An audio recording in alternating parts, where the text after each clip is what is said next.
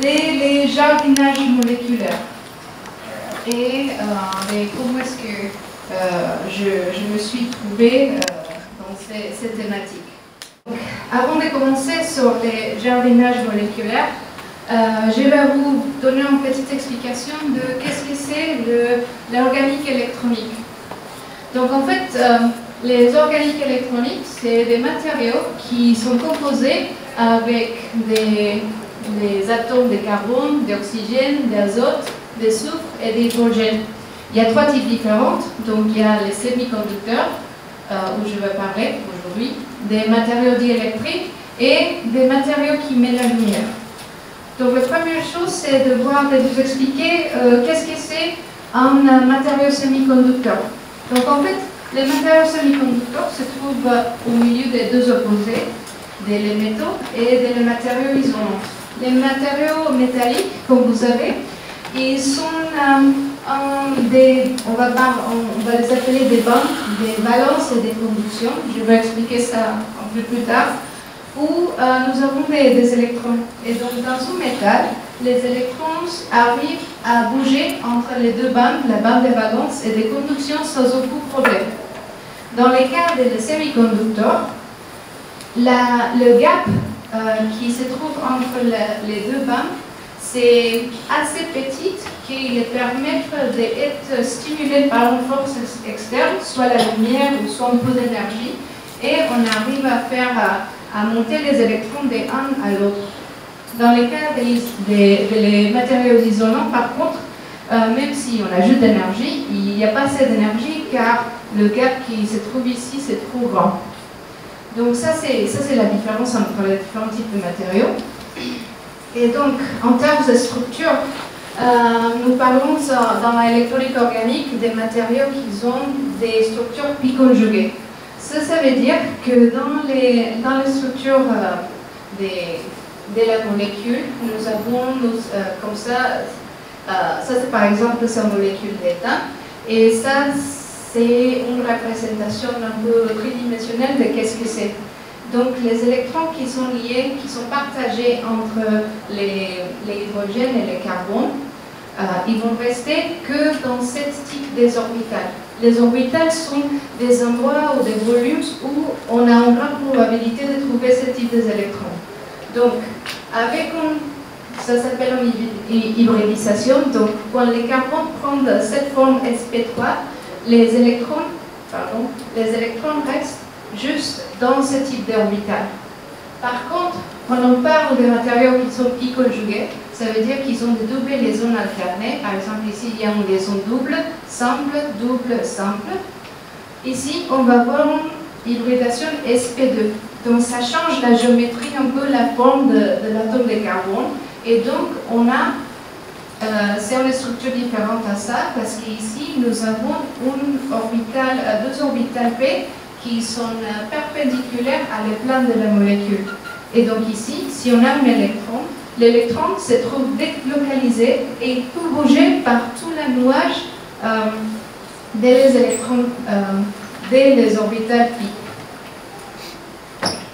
Et donc, c'est pas assez simple que ça, car c'est l'un des différentes théories des physiques quantiques. Nous avons une formule qui nous permet de calculer les différents types d'énergie qu'il y a et des différentes structures qu'on peut avoir. Et chaque structure donne des différents niveaux d'énergie. Et donc, comme il y a plusieurs niveaux, ces niveaux, quand on les mélange ensemble, ils forment des bandes. Donc, c'est pour ça que nous avons des bandes des valences et bandes de conduction. Ça, c'est des bandes de très basse énergie et ça, c'est des bandes de haute énergie, quand on excite les électrons. Donc, ça, c'est la conduction dans des matériaux pi-conjugués. Maintenant, un petit rappel sur toutes les découvertes qui ont été faites dans ces domaines, dans l'électronique organique. Donc, en fait, on a commencé depuis les années 1800 avec la découverte d'un polymère conductrice, que c'est la polyamidine. Mais après, il a pris beaucoup plus de temps pour trouver des applications de ce type de matériaux. Et ça, un exemple très connu, c'est par exemple les écrans de ce type de montres, les montres Casio, et aussi les écrans de votre calculatrice qui ont un écran à base de matériaux liquides cristaux. Ça, je vais expliquer un peu plus tard. On a aussi eu, par exemple, les premières diodes organiques qui s'est fait dans l'année 1987. Nous avons aussi trouvé, 10 ans avant, un mélange des composés organiques qui avaient la même conductivité qu'un métal. Mais tout ça, c'était dans l'année 2000 où tous les efforts qui ont été faits avant, ils ont eu une reconnaissance par les prix Nobel qui étaient donnés à 3 chercheurs, Alan Heeger, McDiarmid et Shirakawa, qui ont découvert les polymères conductrices.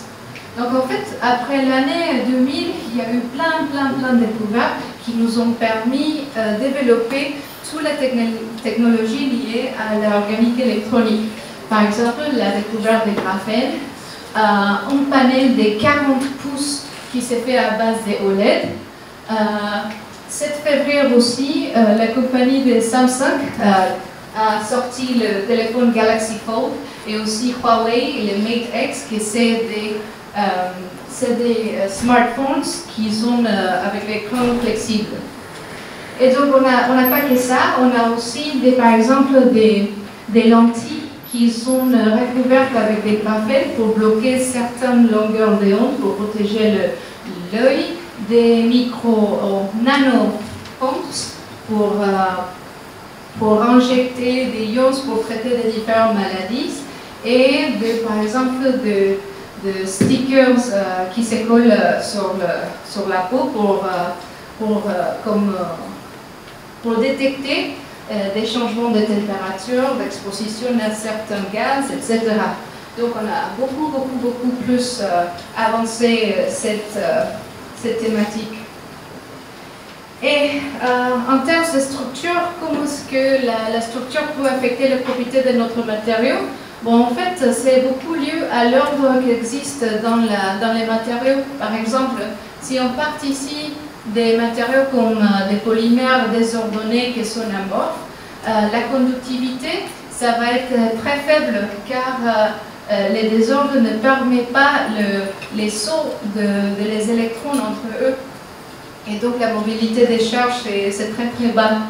Dès qu'on commence à avoir des systèmes de plus en plus ordonnés, par exemple ici dans l'autre extrême où on a un gros cristaux de silice, nous aurons une mobilité très haute.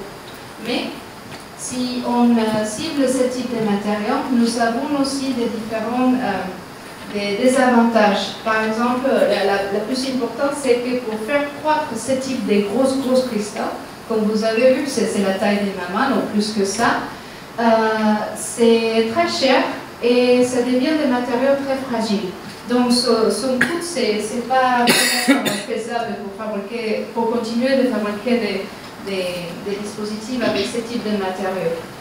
Donc, c'est ce qu'on cible dans l'électronique organique, c'est de rester par exemple dans cette range ici. Donc, par exemple, des petites molécules qui peuvent être ordonnées comme des cristaux liquides ou des polymères semi-ordonnés qui conduisent aussi la charge. Et les challenges que nous avons en tant que chimistes en organic electronics, c'est de préparer des matériaux qui peuvent donner des couches minces auto-organisées, de très haute qualité. Aussi que pour les processer, ça soit très facilement, ça veut dire que ça soit soluble dans différents types de solvants, pas que organiques, mais aussi peut-être solvants aqueux, qu'ils ont une mobilité de charge très haute et que ça soit reproducible aussi. Mais un des plus importants, bien sûr, c'est que son coût, ça doit être beaucoup plus bas. Mais maintenant, en tant que chimiste, on doit aussi penser le fait qu'on doit cibler fabriquer des composés qui soient durables. car nous savons que maintenant il y a un grand problème en termes de la disponibilité de certains éléments. Par exemple, ici, je vous montre, je ne sais pas si vous avez vu cette table périodique, ça vient d'être sorti cette année, comme c'était l'année de la table périodique. Donc, cette table périodique montre tous les éléments en relation avec son abondance dans la Terre. Donc, vous pouvez voir ici, tous ceux qui sont en vert, c'est tous les éléments qui sont assez disponibles, et tous ceux qui sont en rouge-orange, c'est qu'ils ont en très peu existence et que dans les 100 prochains ans, ils vont être très scarce. Et si on regarde ici, il y a quelques-uns, par exemple le technétium et en petite partie de l'or qui sont en noir, et ça c'est parce que ces éléments proviennent des pays qui ont des pays où il y a beaucoup de conflits politiques. Donc, c'est pour ça, si vous regardez ici, je vais vous parler que les électroniques organiques, on utilise des matériaux comme des carbone, des azotes et des oxygènes. Donc, vous pouvez voir aussi que quand même, si on travaille sur ce sujet-là, c'est bien parce qu'ils sont des éléments qu'on peut continuer à exploiter. Juste pour continuer et vous donner un petit exemple notre portable. Cette infographie s'est faite en 2014 et vous pouvez trouver les composants qui font partie de notre téléphone portable, le smartphone. Par exemple, vous avez l'écran ici, que vous avez, c'est un écran de verre, donc vous avez de l'aluminium, des silicium, des potassium, on a des indium et des dioxyde d'indium pour la partie tactile. Nous avons en termes électroniques, nous avons des matériaux comme les arsenic, comme les plombs, les gadolinium. Et dans les batteries, c'est plutôt lithium avec une base de graphite ou de carbone. Et pour la coque, bien sûr, la plupart des coques sont faits avec des plastiques, mais aussi quelques-uns avec des métaux comme des aluminiums. Et donc maintenant, si on regarde ici, cette infographie montre les taux de recyclage de chaque élément. Donc vous pouvez voir que la plupart des éléments qu'on utilise pour fabriquer les portables ne sont pas très recyclables. Donc en fait, le fait de changer de téléphone chaque année, ce n'est pas très bon pour l'environnement. Et donc ça, c'est une des raisons pour laquelle nous, on cible de plus en plus de développer des matériaux qui soient durables et qu'on peut fabriquer plus facilement et que ça soit moins coûteux pour fabriquer des technologies comme ça. Donc on sait déjà maintenant qu'on peut remplacer par exemple les composants de l'écran au lieu d'avoir des choses rigides, on peut avoir des choses comme des autres types de plastique un peu plus moins mauvaises que ce qu'on a maintenant. Dans les électroniques, on a des matériaux comme des graphènes qui n'étaient pas encore exploités bien, ou d'autres matériaux 2D, ou des petites molécules aussi. Pour la coque, comme j'avais dit avant, on a des plastiques, mais peut-être aussi ça peut être bien d'utiliser des matériaux de plastique biodégradables, que ça peut améliorer l'état actuel avec les problèmes de plastique. Et donc la batterie, comme j'avais dit avant, c'était fait avec des graphites, mais maintenant ils travaillent de plus en plus avec des matériaux beaucoup plus petits, par exemple les nanotubes de carbone, pour faire des batteries un peu plus efficaces, qui utilisent moins de matériaux. Et donc, en termes de chimie, comment est-ce qu'on fait pousser, comment est-ce qu'on développe ce type de matériaux? Bon, en fait, nous avons une très bonne maîtresse, et ça c'est dans la nature, car dans la nature, en fait, on part des très petites molécules, des briques moléculaires, qui commencent à auto-assembler de façon intelligente pour former des structures unidimensionnelles, comme la partie de l'ADN, deux-dimensionnelles, comme par exemple les membranes, et aussi des machines moléculaires, comme celle-ci-là, que c'est la partie de la mitochondrie qui produit les ADN. Donc, nous avons aussi un très bon exemple de comment est-ce qu'on peut partir des petites briques moléculaires jusqu'à avoir des matériaux vraiment fonctionnels à une taille très petite. Donc en fait, pour ça, comment est-ce qu'on les fait en termes de chimie? En termes de chimie, nous avons aussi, par exemple, notre petite brique moléculaire, qui pour moi c'est comme des petites pépites qu'on a. En termes comme chimiste organicien, moi je connais comment changer, comment modifier la structure de ma molécule pour qu'il me donne des différents types de structures. Et donc, après, on utilise un procédé d'auto-assemblage pour essayer de compiler ce type de briques moléculaires et produire des matériaux à une échelle plus grande. Donc, je vais vous raconter je vais vous donner un petit exemple. Et ça, c'est sur les cristaux liquides. Je ne sais pas si vous connaissez un peu ce type de matériaux. Et je ne sais pas si vous reconnaissez cette petite anneau ici. Ça, je jouais avec ça quand j'étais plus petite. Donc, c'est des anneaux qui changent de couleur selon votre humeur. Si vous étiez contente, ils changeaient à bleu ou sinon ils changeaient à une verte. Donc, en fait, ce type des anneaux, dedans, les matériaux qu'ils ont, c'est un cristaux liquide. Un cristaux liquide qui change selon la température. Donc, il s'appelle un cristaux liquide thermotropique. Donc, en fait, les cristaux liquides sont des matériaux, c'est un vrai état de la matière et ils se trouvent entre la phase cristallin et la phase liquide ou isotropique. Et donc, ils ont un peu d'ordre, mais pas assez comme la phase cristallin. Et ils peuvent bouger, ils sont un petit peu flexibles comme les liquides, mais ils gardent toujours leur ordre. On a différents types, et ça dépend de la structure qu'ils ont. Par exemple, ici, nous avons un type qui s'appelle cristaux liquides calamitiques. Et les calamitiques, ils ont une partie aromatique. Donc, ça veut dire qu'ici, il y a la partie pi conjuguée. Donc, ici, ça va être la partie où les électrons bougent entre eux. Et cette partie va être une partie très rigide. Ça va être comme des petits bâtonnets qui, à côté, en haut et en bas, ils vont avoir un chaîne alkyle très flexible. Donc ça va les donner la flexibilité de bouger un peu comme un banc de poisson. Vous avez vu ça quand ils bougent d'un côté à l'autre, c'est comme si c'était toute une entité, mais ça reste des petites molécules. Donc les deuxièmes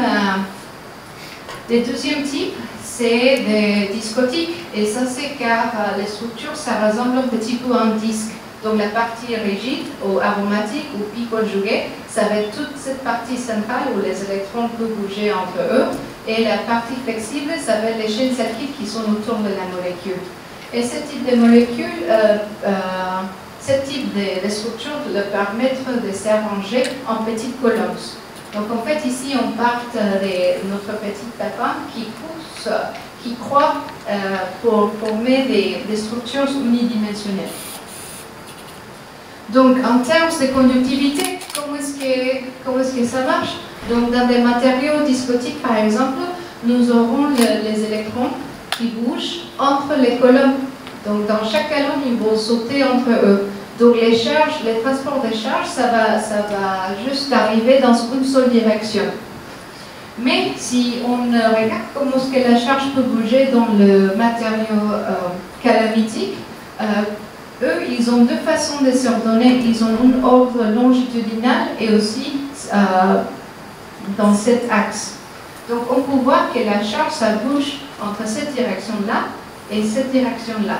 Donc ce n'est pas étonnant qu'ici, la charge, c'est 2 fois plus que celle-là.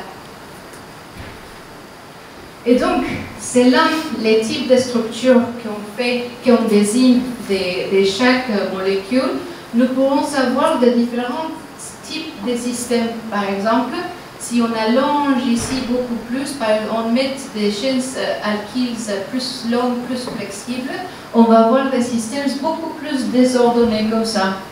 Si par contre on augmente la taille de la partie rigide et aromatique, on va faire que ces collent un à côté de l'autre beaucoup plus, qui interagissent beaucoup plus ensemble et qui ça forme des systèmes beaucoup plus ordonnés. Nous pouvons aussi changer la structure de la molécule ici pour les orienter, pour que tous ça soit en même direction ou que ça change de direction un peu alternée. Donc tous ces différents types d'arrangements moléculaires, il va avoir un effet beaucoup plus grand dans les propriétés électroniques de le matériau. Dans les cas de la discotique, on va voir plus ou moins la même chose. On va voir des différents types d'organisations, soit comme des nids d'abeilles, soit en termes de cellules carrées, ou avec un peu des décalages aussi. Donc maintenant, je vais vous montrer comment est-ce que, je vous avais montré comment est-ce qu'on a désigné des petites molécules qui on a réussi à faire croître en une dimension, même deux dimensions aussi. Et on va voir comment est-ce qu'on va les appliquer dans un dispositif comme par exemple en cellule solaire. Donc en fait ici je vous montre les systèmes discotiques. Donc c'est un cristaux liquide qui forme des petites colonnes où la charge va sauter selon les axes de la colonne. Mais pour avoir une cellule solaire, on a besoin aussi une autre petite molécule. Donc en fait, on a besoin d'un système qui est un donneur d'électrons et un qui soit un accepteur d'électrons.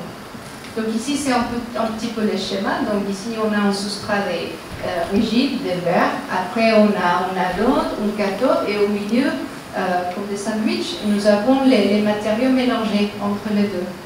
Et pourquoi on a ça? Bon, ici, c'est le mécanisme de comment ça marche un peu les cellules solaires. Donc, nous avons la lumière qui vient et qui excite un électron de la partie donneur et il forme un qui s'appelle un exciton. Et cet exciton, il se décompose en deux parties. Une partie que c'est les trous et une partie que c'est l'électron. Et chacun est attiré par les différents composants, par les donneurs et l'accepteur. Mais c'est cette étape-là qui c'est très difficile et que ça détermine l'efficacité de la cellule solaire. Parce que nous avons besoin que les deux, la partie donneur et la partie accepteur, soient emmêlés de telle façon que ça permet cette séparation des charges. Parce que sinon, ils peuvent se recombiner entre eux et reformer l'exciton et descendre d'énergie et on les perd. Donc, pour ça, nous avons besoin d'une structure vraiment très spécifique pour avoir une bonne efficacité de cellules solaires. Mais si on regarde la structure de la molécule, par exemple, je vous avais montré ici, c'est des petits disques. Et l'accepteur, c'est un fullerène, donc c'est une molécule sphérique ronde. Et si on les essaye d'émêler, qu'est-ce que ça va passer après? Ils vont se séparer, chacun, et chacun se va mettre à côté de ce qu'ils ont pareil. Donc tous les molécules là et les disques se vont mettre d'un côté et les autres de l'autre côté. Et donc ça va empêcher cette interface qui va permettre les transferts de charges. Et donc comment est-ce qu'on désigne un système où on a un contact bien, une interface bien définie entre les deux, entre la partie donneur et la partie accepteur? Bon, c'est là où on fait un petit peu de dessin moléculaire et on commence à améliorer notre système. Donc en fait ici, on a deux parties, bon, on a trois parties. On a la partie rigide, aromatique, qui fait qu'ils s'empilent un avec l'autre. On a la partie flexible, qui ça permet qu'on peut bouger un petit peu le système avec la température. Mais on a ajouté un dernier anneau, qui c'est une chaîne fluorée. Donc il y a beaucoup de molécules de fluor. Et ça va permettre d'accrocher un accepteur où on ajoute aussi des fluors aussi. Donc les fluores, ils vont donner un accrochage entre les deux pour pouvoir greffer les molécules un avec les autres. Et donc j'avais travaillé un peu sur ça et on a réussi à avoir un système où on avait différents types de structures, soit en hexagonal ici, où les petites fullerènes étaient mises juste à côté ici, ou à côté là. Donc ça, c'est des choses qu'on fait un petit peu en la chimie, quand on désigne des matériaux. Mais si on s'inspire un petit peu à la nature, il y a aussi une autre façon. Par exemple, je ne sais pas si quelqu'un de vous fait pousser des tomates.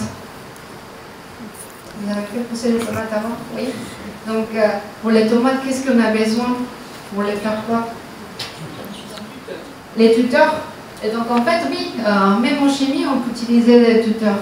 Donc, pour aligner un peu plus notre système, on avait utilisé des petites nanorods, nanobâtons de or qui nous avons greffé à notre matériau discotique. Donc ici, on a changé un petit peu, on a mis un système beaucoup plus petit, les chaînes alkyles encore, mais dans son côté, on a mis la partie qui se greffe à les petites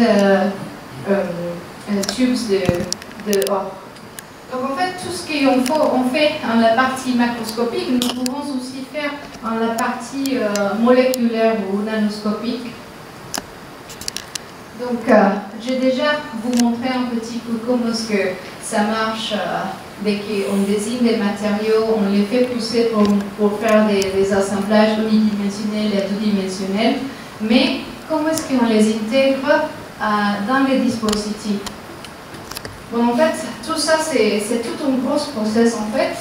Donc, de façon générale, pour une cellule solaire, nous avons un substrat rigide ou flexible, et ça peut être les verres ou ça peut être un polymère flexible. Après ça, on va déposer par sublimation la partie des cathodes, que c'est les ITO. Ça, c'est un procès très contrôlé, qu'on maîtrise bien. Après, il faut ajouter une couche interface qui va aider à améliorer l'interface entre la partie organique et la partie inorganique, que c'est notre verre. Et donc c'est ici où nous, on ajoute notre petite molécule ou les matériaux polymériques pour faire la partie active. Donc ça, c'est la partie active de la cellule. Après, on va ajouter une deuxième couche qui va encore nous aider à améliorer l'interface entre la partie organique et la partie finale, que c'est les anodes métalliques. Donc en fait, si on pense, ce qu'on vient de faire, c'est qu'on essayait de mettre des molécules dans des substrats que parfois on ne connaît pas, avec des supports.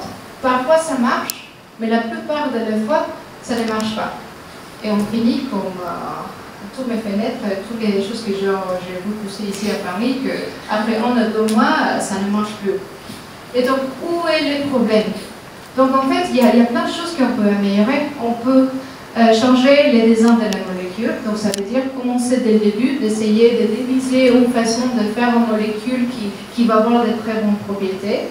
On a aussi des physiciens et des ingénieurs qui travaillent sur le test sur les dispositifs et la photophysique qui va derrière. On a aussi la façon de procéder, pour les procès, soit on fait des évaporations, des sublimations, soit on fait aussi des dépositions en solution. Et on peut aussi changer l'architecture de ces dispositifs-là. Mais pour moi, le plus important, c'est l'interface. Parce qu'on change des substrats inorganiques à parties organiques et encore à ça. Et on ne sait pas qu'est-ce qui se passe vraiment ici. Donc en fait, on essaie beaucoup d'aller de systèmes petits, des petites molécules sur des polymères et directement les appliquer sur le dispositif. Et comme je vous avais dit, la plupart des fois, ça ne marche pas. Et donc c'est ici le problème. Le problème, c'est dans la nano-échelle. C'est contrôler tout ce qui se passe dans les interfaces. Comment est-ce qu'on peut cibler que ce type de molécules trouve les bons substrats pour bien choisir, pour s'émêler bien, pour pousser à quelle distance sont les meilleures de les séparer un molécule fonctionnelle de l'autre pour réussir à avoir des systèmes beaucoup plus efficaces. Et si on regarde en comparaison à la nature, par exemple ici, nous avons un coupe d'ampoules et vous voyez ici que toutes les couches, ici c'est juste une couleur et ici c'est la couleur. Donc on voit différents types de couches que tous ils sont très bien intégrés un à les autres. On ne voit pas des choses comme nous avons fait ici.